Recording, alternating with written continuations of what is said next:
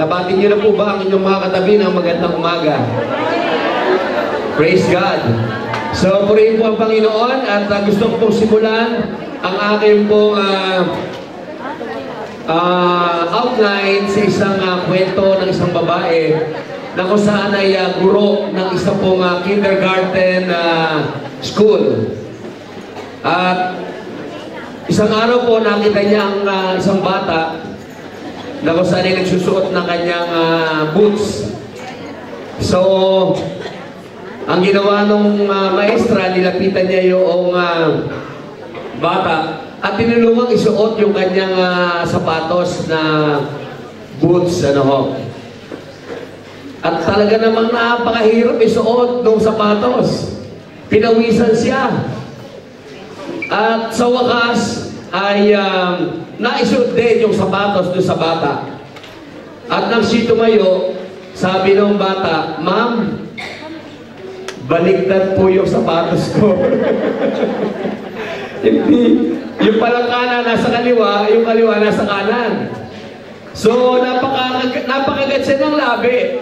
At ang ginawa niya, ay inalis niya yung boots. At talagang pinagpawisan na naman siya sa pag-aalis ng sapatos ng bata. And then, nung maalis niya, isinuot niya ulit doon sa tamang paa yung mga sapatos. At nung matapos na niya maisuot yung boots, ay pinagpawisan na naman siya. At nung siya ipatayo na at paalis na, nagsalita na naman yung bata, "Ma'am, hindi sa akin itong sapatos na to." What? Sabi gano'n. So ang ginawa niya, hinubad niya yung sapatos. Nung mahubad niya yung sapatos, sabi ng bata, "Hindi akin na, pero sa kapatid ko yan, ibinasot kasi ng nanay ko sa akin." So ang ginawa niya, for the third time, isinuot na naman niya yung sapatos sa bata. At nung maisuot niya yung sapatos sa parang bata, at pinagpawisan na naman siya, nung siya ipaalis na, sabi niya, "Ma'am, yung mga candy ko nasa loob." Bakit ko po yung kinukwento to? Kasi kaugnay po ng ating pag-aaral ngayong umaga ay kailangan ng pasensya. Tingnan nyo nga yung katabi ninyo kung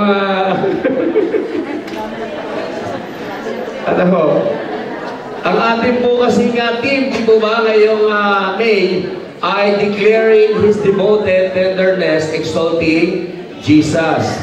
At ang topic po natin ay bearing with one another in love. At ang ating pong text ay nasa Book of Ephesians, chapter 4, chapter 4, verse 2. Amen. Ayan, are you there? Sabay-sabay po nating basahin. "Be completely humble and gentle." Ayan. "Be patient." Dito po sa verse na ito, yung patient po, another synonym po niya ay long-suffering. Long-suffering. Mahabang pagtitiis. Ang sabi dyan, "Be patient, bearing with one another in love." Dito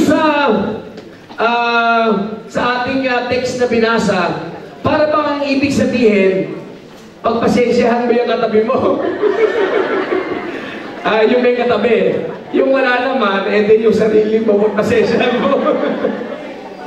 Amen po ba? Amen. Amen. Bearing, ang ibig sabihin, to support, to hold on. Kumbaga kailangan nating maging katangian bilang mga mananampalataya. Amen po ba? Minsan kasi, we are so focused na sinasabi natin that we love our neighbor. Diba? Ito yung instruction ng Panginoon. Second commandment. Love your neighbor as you love yourself. Di ba may ngayon, bakit parang bumalik yata tayo sa love? Actually, yung love kasi may mga katangian siya. Hindi po pwedeng sasabihin lang natin, we love one another, and yet, wala pong action or walang manifestation sa buhay natin. Amen po ba? Bakit po napakahalaga ng ating pinag-aaralan na malaman natin ang katangian ng pag-ibig? So one of characteristic ng pag-ibig is patient. Bakit kaya ito yung topic natin ngayon? Siguro marami na sa atin ngayon na wala ng pasensya. Marami na siguro sa atin ngayon, along the way, yung iba, 20 years na Christian, 15 years na, 20 years na, 10 years, ay medyo parang nawawala na yung pasensya. At hindi na na-exercise ang patient, which is one of the characteristic of love. Amen. Amen po ba? Kasi ang sabi ni Jesus, di ba sa Book of John, this world will know that you are my disciple because you love one another. Amen? Kasi minamahal natin ang bawat isa. Pero kung wala na tayong pasensya sa ating kapwa, sa ating mga... Kasi yung sinabi po ni Jesus, sinabi po niya sa mga mananampalataya. Amen. Sinabi niya sa mga disipulo, na ang mundong iti malalaman na kayo ay mga disipulo ko dahil ano ang katangian? Hindi dahil matalino ka, hindi dahil ma-influensya ka, hindi dahil magaling ka, kundi ang sinabi, makikilala ka ng mundo, kayo ng mundo, na kayo ay mga disipulo ko dahil nagmamahalan kayo sa isa't isa. Amen? Palakpakan natin ang ating Diyos ng buhay. And one of the characteristic of love is, sa binasa natin, be patient. Ephesians chapter 4 verse 2. Amen po ba? So kung maaalala po natin si Jesus, nung kasama niya yung mga disipulo, nagpupunta sila sa iba't ibang lugar. Di po ba? Pupunta sila sa iba't ibang lugar para dalhin ang... Hindi sila welcome. At ang sabi ni James at saka ni John? Dahil hindi sila welcome, ang sabi ni James at saka ni John? Panginoon, sabihin mo lang, magpapababa na kami ng apoy mula sa langit. Di ba? Pero ano sabi ng Panginoon? Hindi, pagpag nyo lang yung alikabok. Sa Luke chapter 9, ipagpag nyo lang ang alikabok ng inyong laylayan at kayo ay lumipat sa ibang lugar. Ganun ho ka, patient ang ating Panginoon. Amen po ba? Sa atin po, minsan talagang kung puno-puno na ang ating pasensya, di ba? Ano sabi ni Fernando po, kapag puno na ang salong, kakalusin na. Marami sa atin, of course, marami sa mga Kristiyano, talaga naman kumisan, ilang taon ng pasaway. Ang dami ng taon, lagi na lang siya ang pasaway. Siya na lang lagi ang issue. Kumbaga sa ayaw bigyan ng pagkakataon yung iba, sabi nga ni Pastor Erwin. Ngayon taon na ito, ikaw ang pasaway. Bigyan mo naman sa iba yung pagkakataon. Next year. Ayan po ba? Pero, ang sabi ng ating Panginoon, be patient. Amen? Kasi, di ba kahit sa school, merong ganoon, tulad ng bata, merong fast learner, at saka meron namang slow learner. So, sa mga Kristiyano, hindi naman tayo exempted doon. Meron pa rin ganoon sa mga Kristiyano. Na meron madaling matuto, meron matagal matuto. Meron kailangan mo pang pukpukin ng martilyo para matuto. Di ba meron kumbaga sa mga estudyante ay merong favorite ng teacher na balibagin ng eraser. Di ba? Dati, pero ngayon bawal na yun. Huwag na kayo, yung mga teacher na kukulong na ngayon pagka nang babalibag ng eraser. Amen po ba? So, ganun po ang nais ng ating Panginoon sa buhay po ng bawat isa sa atin. At meron po tayong mga references sa Bible. Ano ho? Sa Book of Thessalonians, o 1 Thessalonians chapter 5, verse 15. Ang sabi din dito, be patient. So, long suffering niya naman yun. Be patient with everyone. Yung pangalawang reference natin, Galatians chapter 5, verse 22. But the fruit of the Spirit is love, joy, peace, patience, and kindness. Di ba? At sa Colossians chapter 3, verse 12. Sabi dito, therefore, as God's chosen people, holy and dearly loved, clothe yourselves with compassion, kindness, humility, gentleness, and patience. Long suffering. So, kapag ang pinag-uusapan po ay ang pasensya, ano ho, ang tanong po dito ay hindi ano at bakit. Ano ho, kundi paano. Pagka tayo ay gustong i-mold ng ating Panginoon upang maging patient sa ating kapwa, ano ho, ang tanong po doon ay, paano ba Panginoon ang aking gagawin? Amen? Handa ka bang malaman kung paano ang dapat mong gawin para humaba ang pasensya mo? Amen. Sigurado? Tanungin mo nga yung katabi mo, handa ka ba?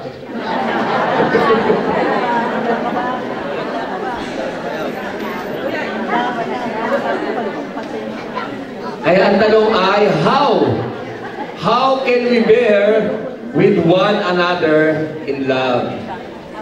Ano ho? Sa 1 Corinthians chapter 13 verse 4, ang sabi doon, love is patient. Diba? So, ibig sabihin, long suffering pa rin. Ano? Mahabang pagpapasensya.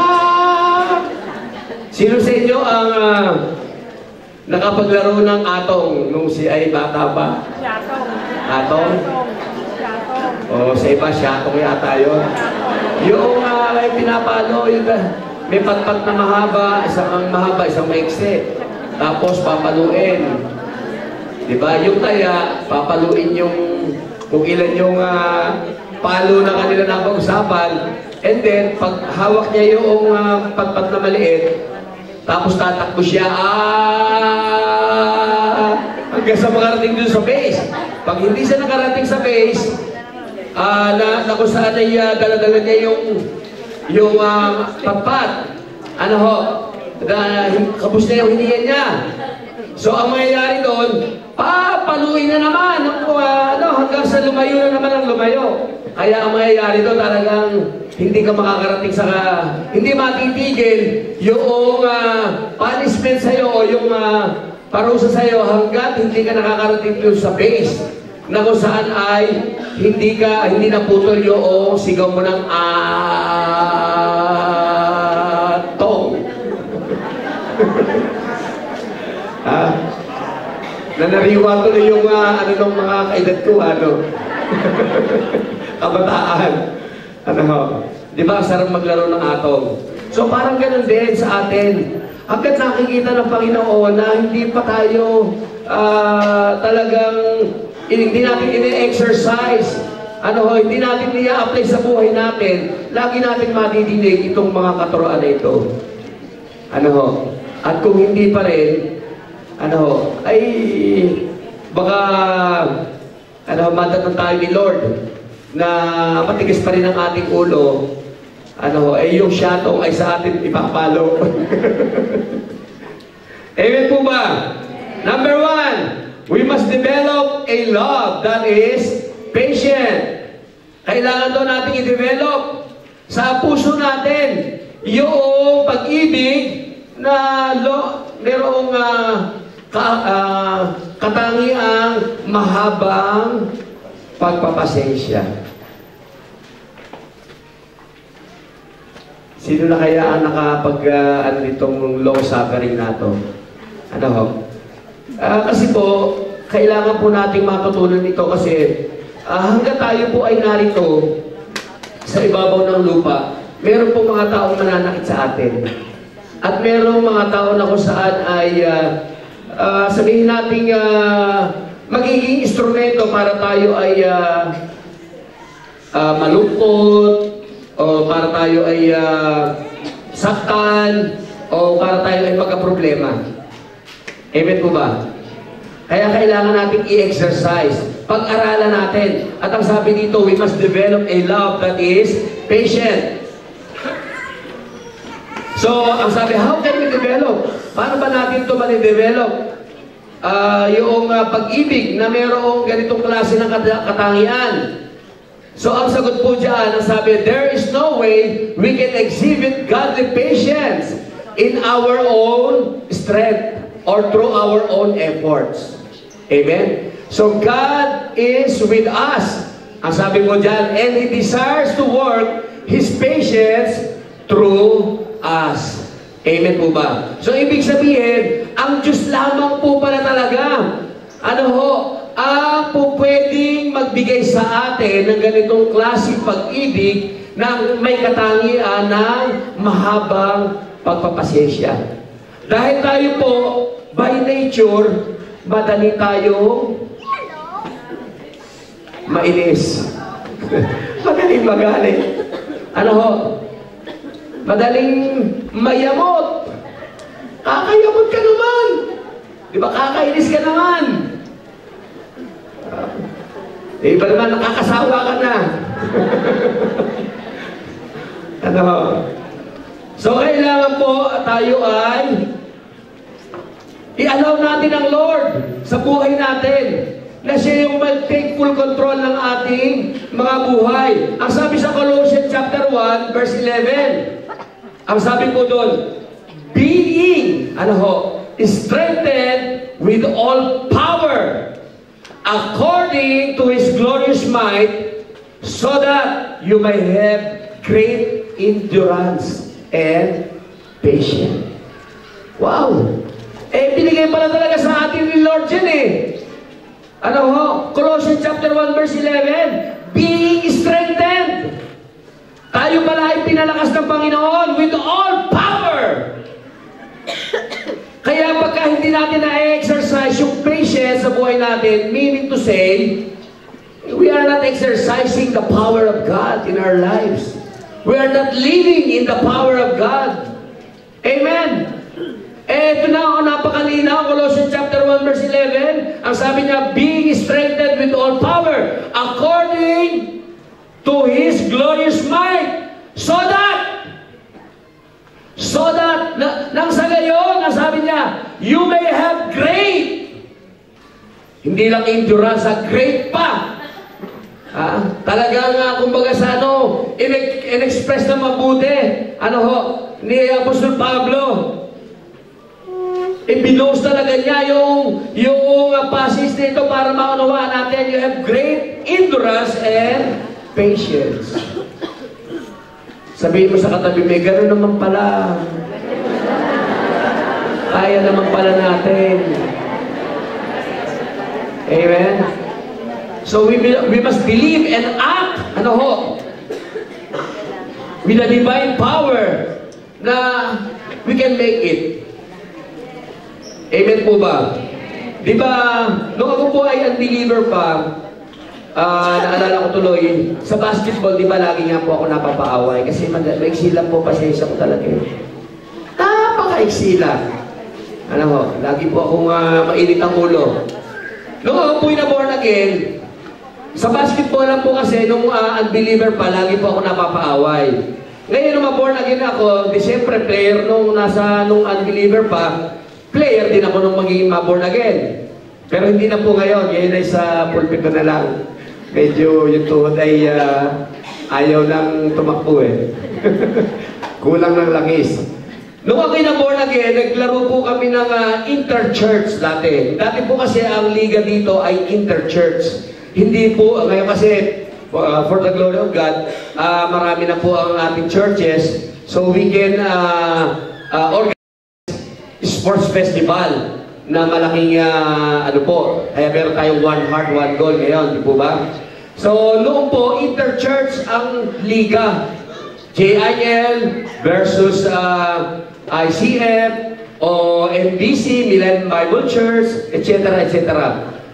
So noong championship, ang natatanda ko po ng championship game, ang maglalaban ay JIL at saka ICF. Ayan. E di siyempre, lamang ang JIL, ano ho.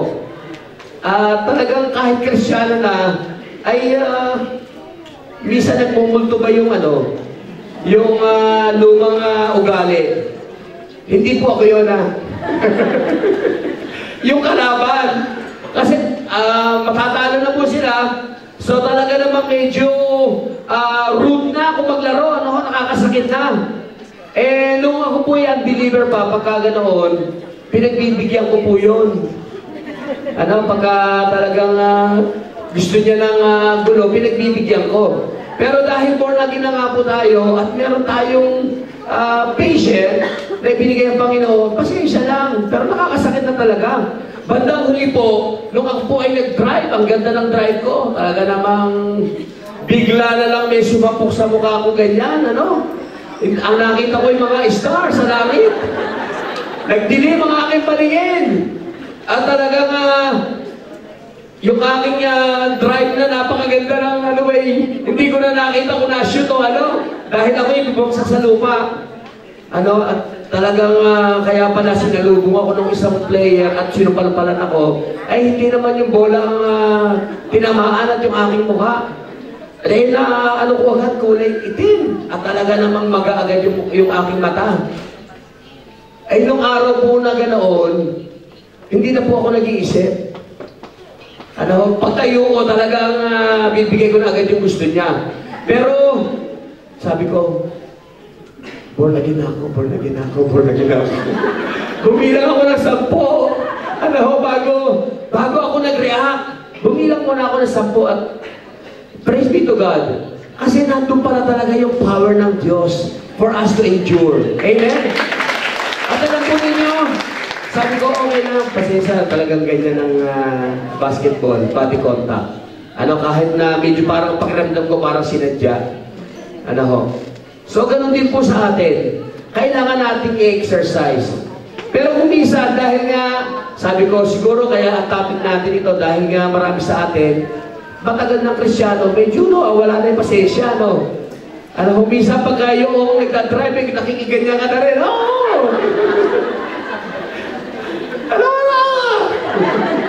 Ano, pagka medyo mali ang sa traffic. Ano ho? So kaya kailangan, nire-remind tayo ng Panginoon para i-renew natin na ang pasensya ay isang katangian ng pag-ibig na nagmumula sa ating Panginoon. Amen? Amen po ba? Palakpakan natin ng Diyos. So, kaya walang dahilan na hindi mo kaya. Sabi mo, ganito na kasi talaga ako noon Hindi po pwede. Ang isang Kristiyano na walang pagbabago sa buhay, questionable ang kanyang pagiging Kristiyano. Kung natin magagalitin ka, na born again ka na, at magagalitin ka pa rin at wala pa rin pagbabago sa'yo, questionable po yun. Dapat meron changes. Amen po ba? Kaya nga transforming power. Amen? Amen po ba? Tingnan mo nga yung katabi mo kung transform na. Transform na ba? Diba? From glory to glory. Amen. Pag wala pong glory to glory, teka muna, are you a Christian? Are you a born again? Amen. So kailangan po, merong improvement, may development yung ating character. Hindi mo pwedeng 10 taon na ganun pa rin yung character natin, walang pagbabago. O kaya meron mang pagbabago pero worse. Imbis na magiging better, naging worse. Mali po yun. Amen po ba? Amen. Ayan. Number 2, have more realistic expectation for others and for ourselves. Bakit po? Kasi people are not machines. Ang mga tao po ay hindi makina. We are not perfect. And not everyone is going to make the choices we would make or think the way we think. Ano ho? Minsan kasi ang taas ng expectation natin sa ating kapwa. Ano ho? And there are times we failed. Parang ang mga Christian, sa atin okay lang. Naintindihan natin yon. Ano ho? Pero di ba na lagi natin natidinig yung mga tagalabas, ang taas ng expectation nila sa atin. Ano ho? Bakit? They are expecting na tayo bilang mga born-again Christian, bilang mga mananampalataya, tayo ay, ano ho? Maayos. Mababait. Sino mga katabi mo kung mabait? Ha?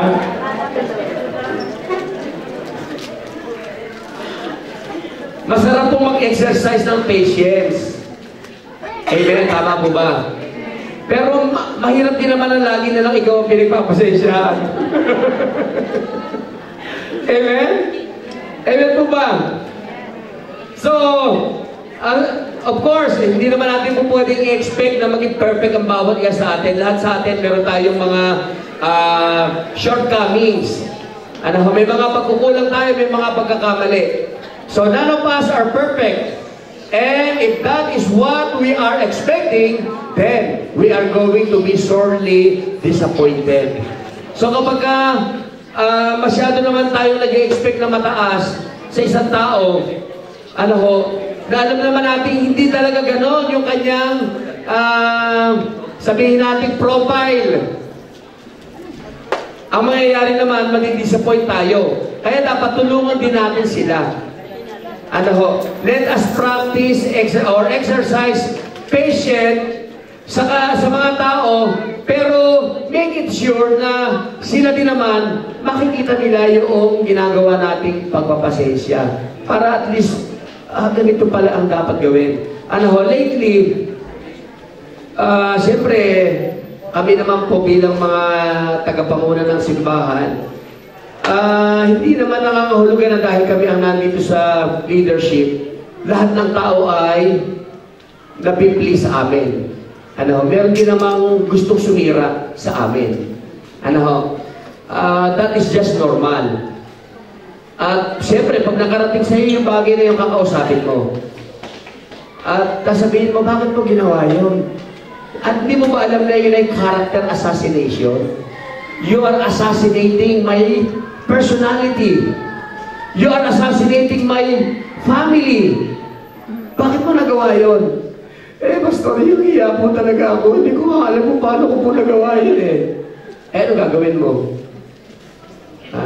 Sabi ko nga, okay, ganito na lang gawin natin. Ikaw ang lumagay sa kalagayan ko. Palit tayo.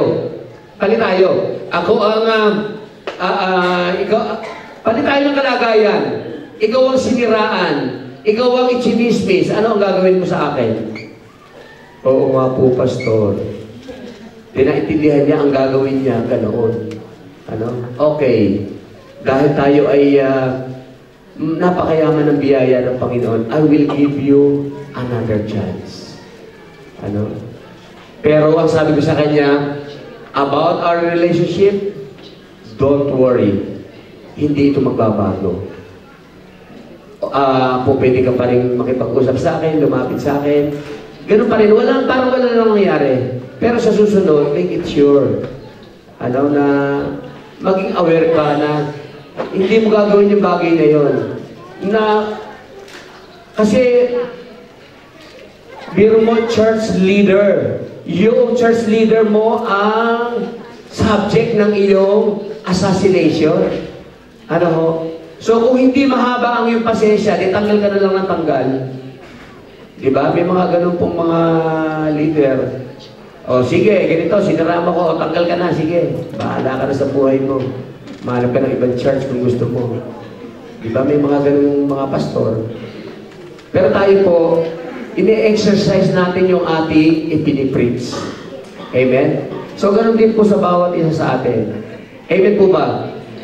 Always be reminded na yung katabi mo ay hindi perfecto at nangangailangan ng pasensya. Kasama ka na rin doon.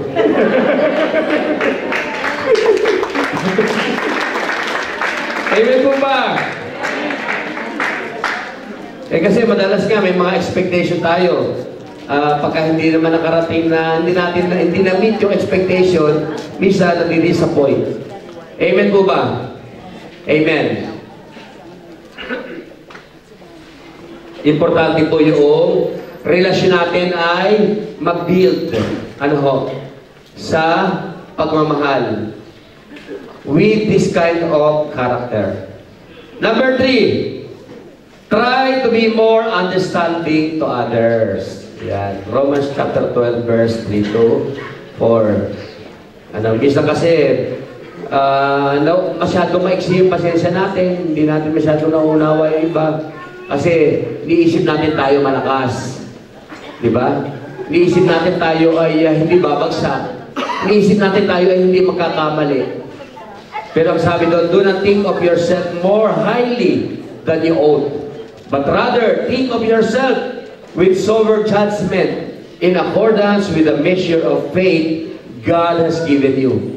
Just as each of us has one body with many members, and these members do not all have the same function. Amen. So may mga ilang quotation na akong kinuha dyan. Sabi niya doon,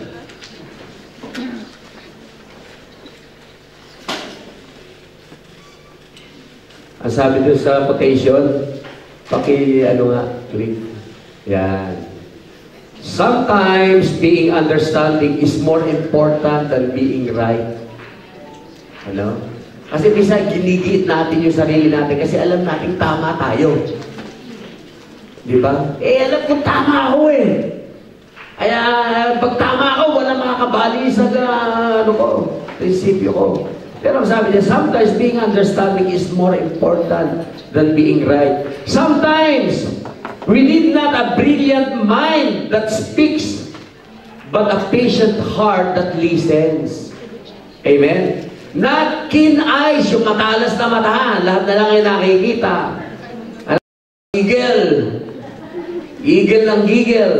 Eagle. Eagle ng giggle. Not keen eyes that always see faults, but open arms that accept. Amen? Be reminded, lahat tayo mga tagalangit. Amen? Kaya dapat talagang, hindi natin po pwedeng itapon ng isa't isa. Amen po ba? Kailangan ay mahalin at pagpasensyahan, tanggapin. Amen. Yun namang iba ay dapat matuto naman. Or not a finger that points out mistakes, but gentle hands that lead. Yan, di ba? Mahirap kasi, mali ka ng mali, galing mali. Kulang naman sa haplos. Haplosan naman natin. At i-guide. Amen po ba? So many times you are impatient with others because we jump to conclusions and judgment without the necessary understanding. So kailangan po unawain. Sige po, next slide po. Kailangan natin unawain ang bawat isa. Amen. Sabihin mo sa katabi mo, I understand you.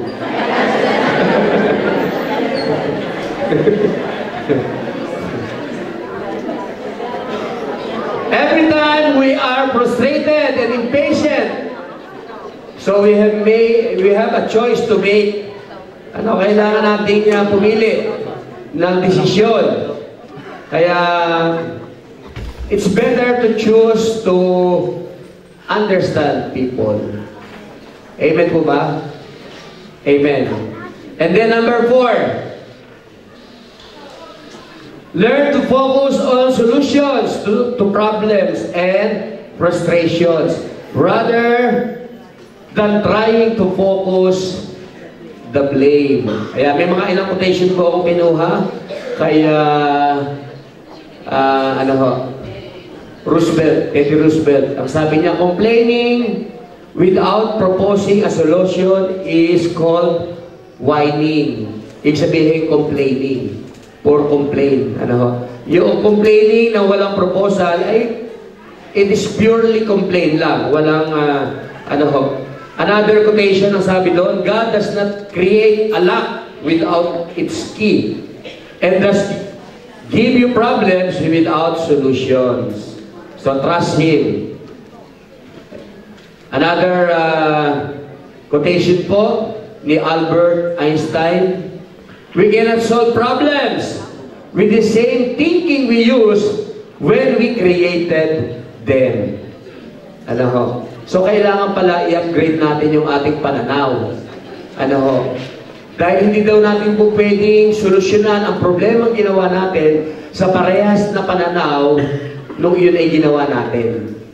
Amen. Kaya mahalaga po yung nauunawaan natin yung ating napapakinggan. Ano ho, di ba yung teaser ng mga CYN? Di ba, sabi noong oh, bakit late ka na? Sabi noong isang CYN, you missed the, service. Sabi naman nung ano bang katuruan? Basta maganda. Ano nga ba? Basta talaga maganda. Nakalimutan. Nakalabas pa lang, nakalimutan na agad. Ano ho? Ngayon po ba, ano po ba ang ating topic ngayon? Yung topic po natin. Bearing in love with one another. Ano nga yung text natin? Ephesians chapter 4, verse 2. Yan. Para paglabas natin mamaya at may nakasalubong kayo. Ano daw ang topic natin? Pagpasensyahan ka daw.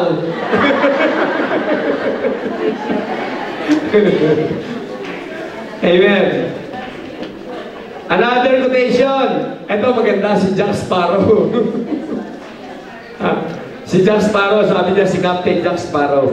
The problem is not the problem. The problem is your attitude about the problem. Amen. So kaya kailangan yung attitude natin ang dapat nung baguhin. Ano, parang halimbawa yung merong kwento ng isang mag-asawa. So, yung asawa tumawag doon sa kanyang husband kasi nasa office. Siya naman nasa bahay kasi inaalagaan niya yung kanilang mga anak. Sabi niya, sweetheart, pwede bang dumaan ka sa supermerkado, bumili ka ng milk, ng gatas. Ngayon, dumating na ngayon yung asawa. Sabi nung wife, asan yung gatas? Naku, nakalimutan ko eh. Ano? Nakalimutan mo? Etcetera, etcetera. Hindi mo ba alam na maghapon na nga ako dito nag-aalala ng bata? Ang dami niya. Akala mo ba madali ang mag-alaga ng bata? Etcetera. Ang dami nang sinabi.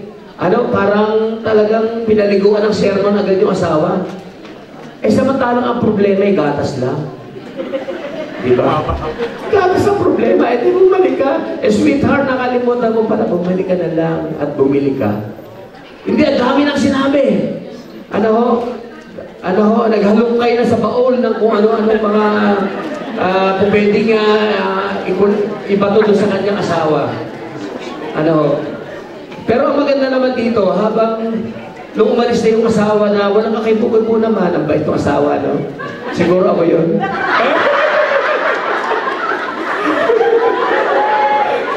Kinatawa.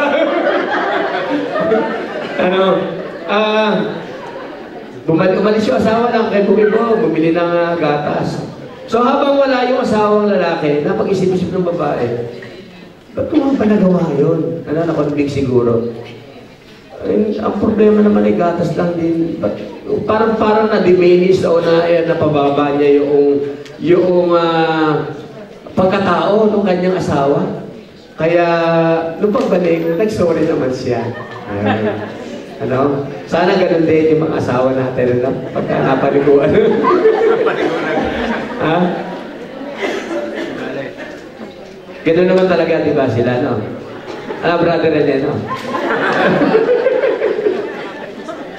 Amen. So, Ano ho ang sabi sa Proverbs chapter 15 verse 1? A gentle answer turns away wrath. Ano ho? But a harsh word stirs up anger.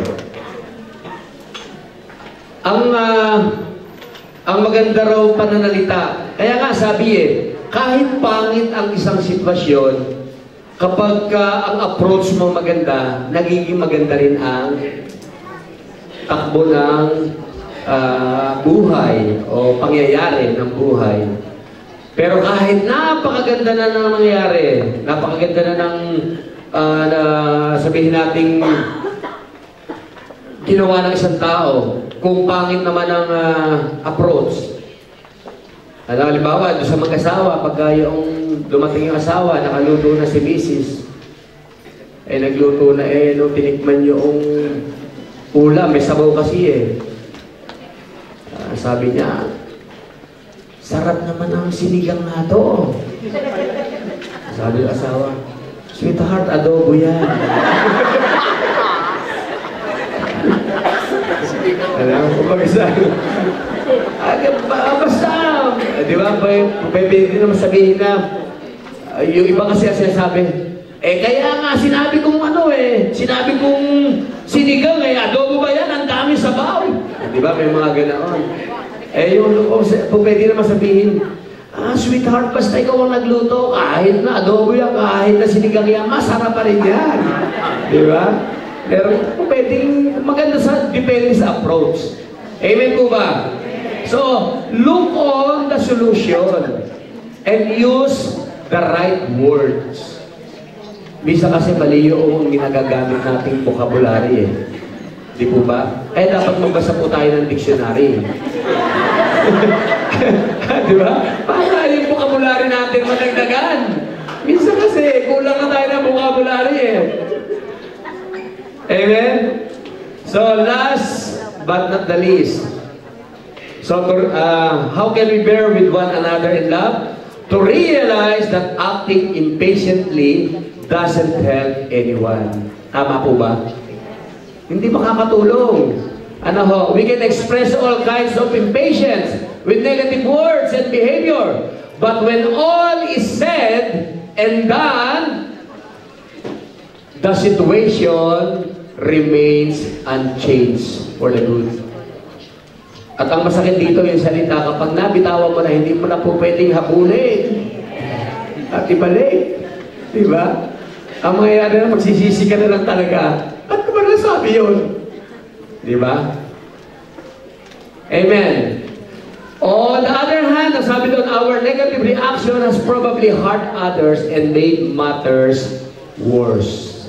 Amen? Para hindi lumala ang anumang bagay, tuwasan natin. Be patient. Lalo-lalo na pagdating sa pagsasalita, lalo na yung salita ba na, lalo dito sa loob. Kasi, take note lalo-lalo po tayo na nasa ministry. Hindi dahil tayo po ang ministry head, o tayo ang leader, o tayo ang pastor, pwede na tayo magsalita ng pangit sa ating mga members. Kasi minsan, dahil masyado ng pamilyar ba? Masyado ng pamilyar. Minsan, nakakapagsalita tayo na para bang anak natin yung kausap natin. Hindi natin, neighbor natin yan Workers natin yan. Yan yung sumusuporta sa atin, sa ministry. Kailangan mag-establish tayo ng good working relationship with our members. Dahil wala tayo, di ba? Ang dami natin mga ministry. So, hindi po pwedeng tayo ay magiging harsh, sa pagsasalita sa kanila. Always use the right word. Amen? Palakpakan natin ang ating Panginoon. Praise God. So, I believe, meron pong itinuro ang Panginoon sa atin. Tama po ba? Sabihin mo sa katabi mo, ang dami mo natutunan ngayon. Huwag mo na tanongin kung ano. Pagka hindi nag-take note, ano ho? Amen po ba? So, mahalaga po kasi pinag-aralan natin. Amen po ba? Bakit? Kasi dito natin maipapakita yung authentic love ng ating Panginoon. Amen? Tayo po lahat ay tumayo. In conclusion, as our worship leading team ay pupunta po rin sa stage. In our conclusion po dito, all you need is love. It is the key. Why? Because God is love. And He is the source. God loves you. So you can love yourself. And love is what you do. Be kind. Because love is kind. Be patient. Because love is patient. So, nawa po, nadagdagan ng pasensya natin ngayon ng umaga. Amen po ba? Kahit po, siguro, on time naman yung aming oras, kaya hindi nyo ko kailangan pagpasensyahan ngayon. Amen? Ang mahalaga po, let us make a promise that we will be patient to each other. We will exercise this character of love that God has given us. At wala po tayo po pwedeng idahilan kasi we are empowered by God for this. Amen? We are empowered by God to express this character. Amen. Kaya sa umaga po ito, hallelujah. Sa ating pong napakinggan, nawa po, lagi tayong i-remind ng mensaheng ito. Kapag may mga sitwasyon na kailangan nating gamitin ang katangiang ito ng pagmamahal, which is long-suffering, patience, ay ma-remind po tayo. Ma-remind tayo lagi at mag-exercise natin. Ang sabi nga po, faith without work is dead. Amen? Let us bow our heads and let us pray. Dakilang Diyos, marami pong salamat for reminding us once again for this very important matter of our Christian life. Walang iba po kundi ang pag-ibig na kung saan ay may katangi ang nagpapasensya, umuunawa sa amin pong mga kapwa. Sapagkat ito po ang pangalawa sa mga binigay mo sa aming instruction. Una, higit sa lahat, to love you. At pangalawa, to love our neighbors. Dakilang Diyos, itanim mo ng malalim sa aming mga puso ang mensaheng ito. Nang sa gayon, tulad ng iyong sinabi, that this world will know that we are your disciple because we love one another. We thank you so much, God. We love you and to you we give up all the glory, honor, and our thanksgiving. This our prayer in Jesus' name. And all the blessed people of God will say and shout, Amen and amen and amen.